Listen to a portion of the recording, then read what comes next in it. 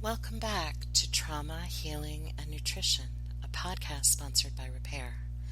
To learn more about Repair, visit us online at repairconnect.org.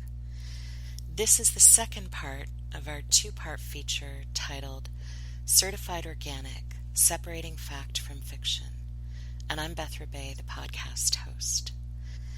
If you listened to part one, you learned a little bit about what goes into organic certification standards in the United States. And I do recommend listening to the first part first. In the remaining part of this feature and in this episode, I want to talk through some of the facts and fictions regarding certified organic standards. So first, one of the common conceptions people have about organic food is that it is totally clean and pure, and this is a fiction for a number of reasons. First, organic certification processes are only as clean and reliable as the certifying agency, which in this case is the U.S. Department of Agriculture, and organic certification standards do allow a limited amount of some contaminants into certified organic food. And in addition, certified organic standards don't regulate everything, right? So certified organic doesn't prevent the introduction of contaminants through the air, through existing municipal water sources, and those that are pre-existing in soil, regardless of the agricultural practices of a particular grower or the in-house practices of a particular food manufacturer. So certified organic food is not totally clean and pure. What is true is that, generally speaking, if organic certification standards have been carefully adhered to, then certified organic food is likely to be less contaminated and contain much fewer synthetic or genetically altered substances than inorganic food does. So, in simple terms, certified organic food is generally cleaner, but that does not mean it's totally clean.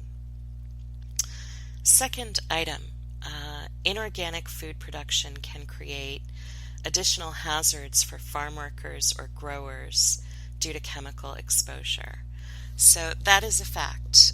One of the things that we see is that the agricultural practices involved in growing inorganic foods do involve hazards to people who are involved in the food production.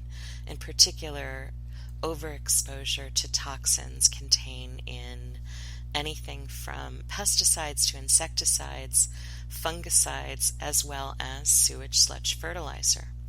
So often we think about organic food consumption or purchases as solely an individual choice, and actually one of the really important reasons to consider supporting organic growers when we can and when it makes sense for us otherwise is that organic food production standards can be substantially less dangerous or hazardous to farm workers who are often racially and economically vulnerable people. So from the perspective of labor justice, racial justice, immigrant rights, there is or can be a natural synchronicity between caring about organic standards from a health and environmental perspective and caring about it in terms of human rights. So again, it is a fact that inorganic food production can be quite hazardous to farm workers and to people involved in food manufacture. Third statement I'd like to examine: non-organic produce is relatively safe if you remove the skin, use a vegetable wash, and it has a thick peel. That's a fiction. I often hear the idea that if a food is contained in a fairly thick peel, like an orange, a banana, or coconut, then it's not really all that important to make sure that it's certified organic. And if you listen to part one of this series, you learned that exposure to things which hit the skin of a food product is only one of the areas in which organic food production involves significant rules. 3 of the others that I covered, meaning food irradiation, genetic modification, and the use of sewage sludge as a fertilizer, none of those are mitigated at all by removing the peel from a food, because those practices aren't just hitting the exterior of the food. It's also important to know that with some pesticides and other chemical sprays or substances that can be treated on the surface of food, the skin of a food is not necessarily adequate insulation. So even just from the perspective of chemical pesticide exposure, having a thick peel or skin may reduce how much of the chemical gets through, but it doesn't totally eliminate it.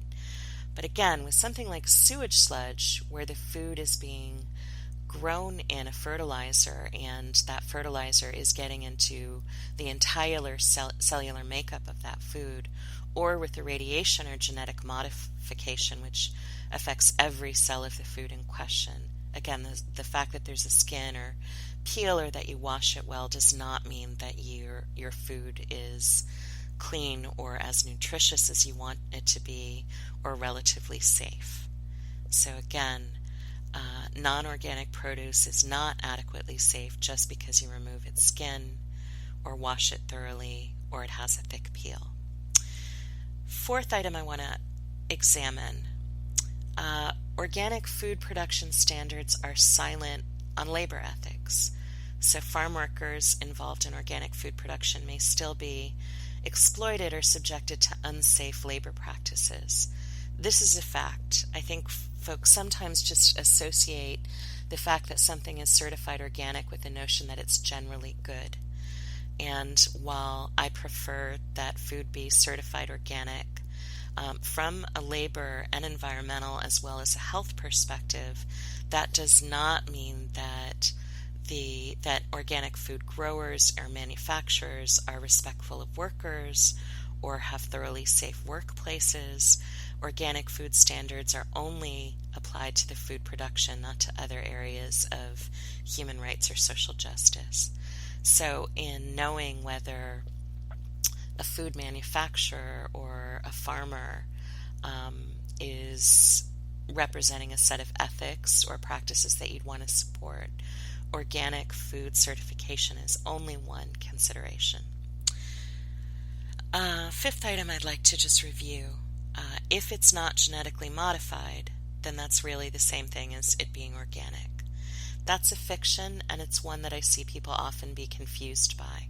Just because you see a non-GMO label on food does not mean it's certified organic.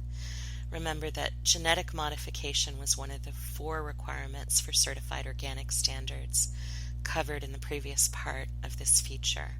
So if it is not genetically modified, it may still have been sprayed with a wide array of toxins, it may still have been irradiated, and it may still have been fertilized with sewage sludge.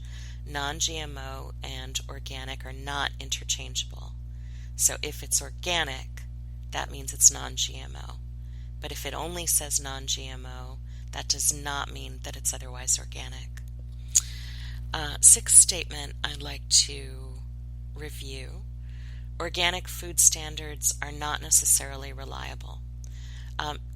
Roughly speaking, I would say that's a fact, right? So when folks are saying, can you really trust that organic food standards are what they say they are? While I don't want to be alarmist about it, what I do think is true is that the quality of organic food is only as reliable as the certification process.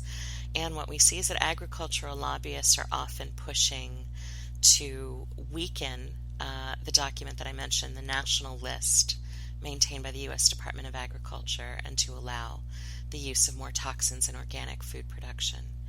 So a better way to think about it would be to say that organic food standards are only as reliable as the U.S. Department of Agriculture and our federal government and the USDA are much more likely to be stringent and strict in response to strong public pressure and oversight and monitoring.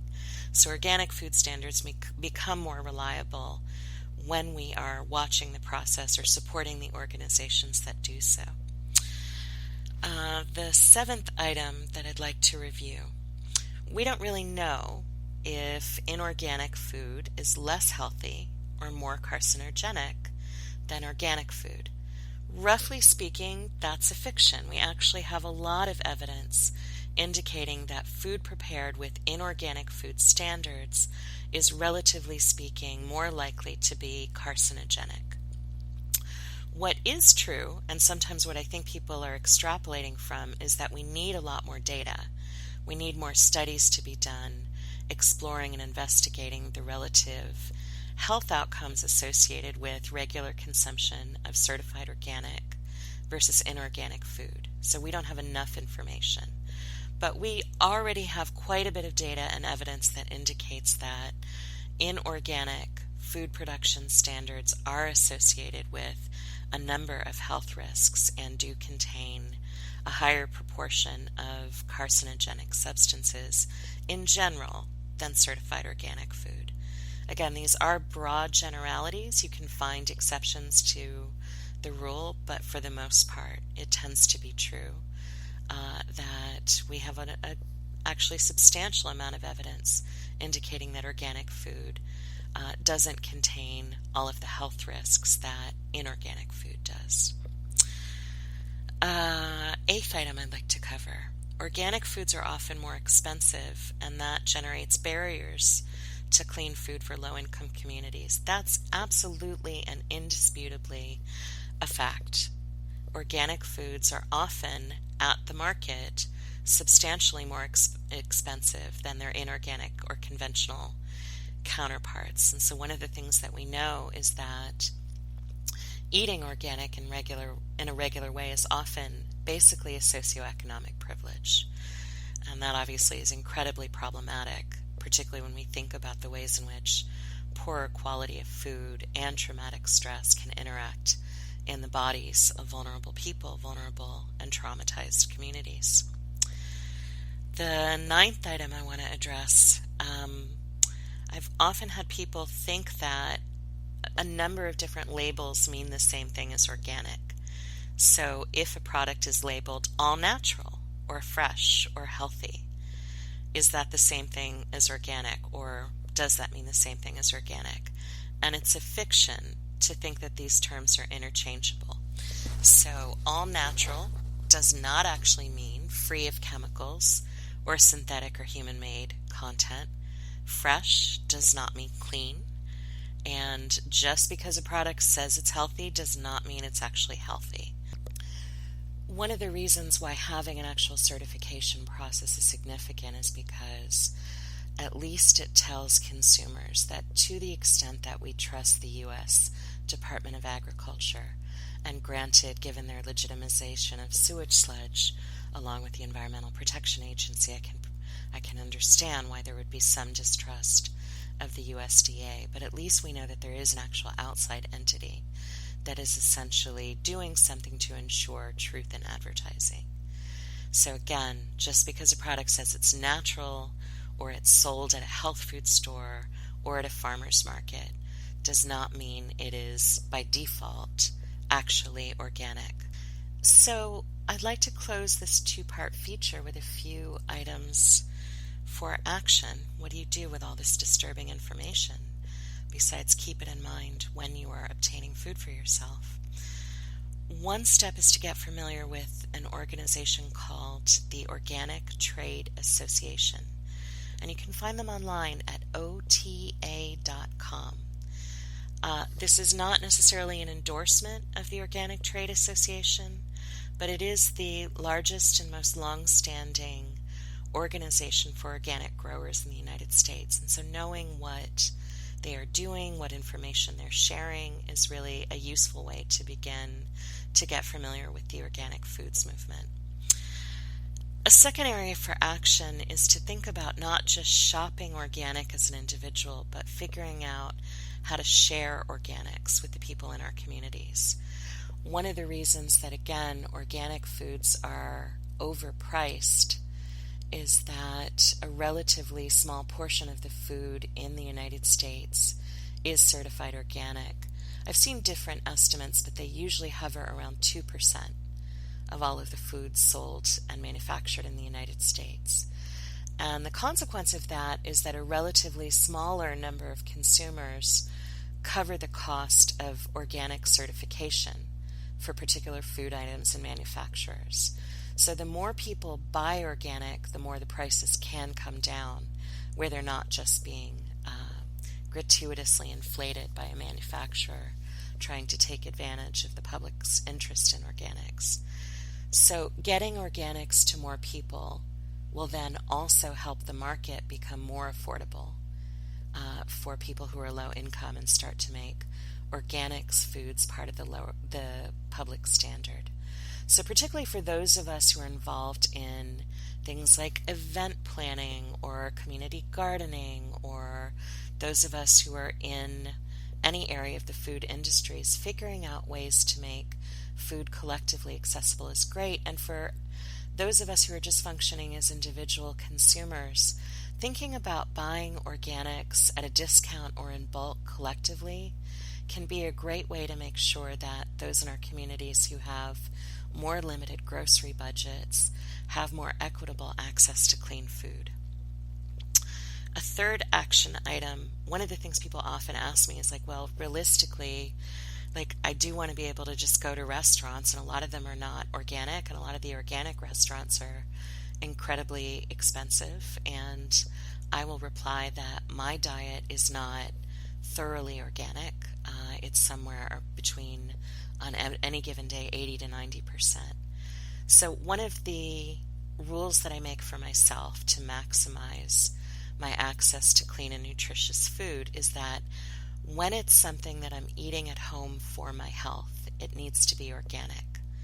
So all of my produce is organic, and pretty much any whole food item I buy, whether it's a grain or a beverage or anything like that, is organic. Where I bring something that's inorganic into my house, it's usually a specialty item that's not available in organic form, and that I'm buying because I really enjoy it, or I like to use it as an additive in particular recipes. So the basic idea is that, at least to ensure that your body is getting a lot of what it needs, you want to be sure that the things that you're getting for your health are as clean as possible. So for instance, everything that goes into my morning nutrition smoothie is certified organic. Everything that goes into any salad I eat is certified organic. If I make soup from scratch, it's certified organic. But for instance, if I were buying a dessert or some specialty item, as I mentioned, that's again not available in organic form, but that I really like, those might be the areas that I make exceptions. And just for practicality, like many people, I will still eat inorganic food when I'm socializing out in the world. But by adhering to that rule, if it's at home for my health, it needs to be organic. That helps me keep my diet, again, generally around 80 to 90% on average. One example I want to give of why this is important involves kale. So in the last 5 to 10 years, there's essentially been a kale craze.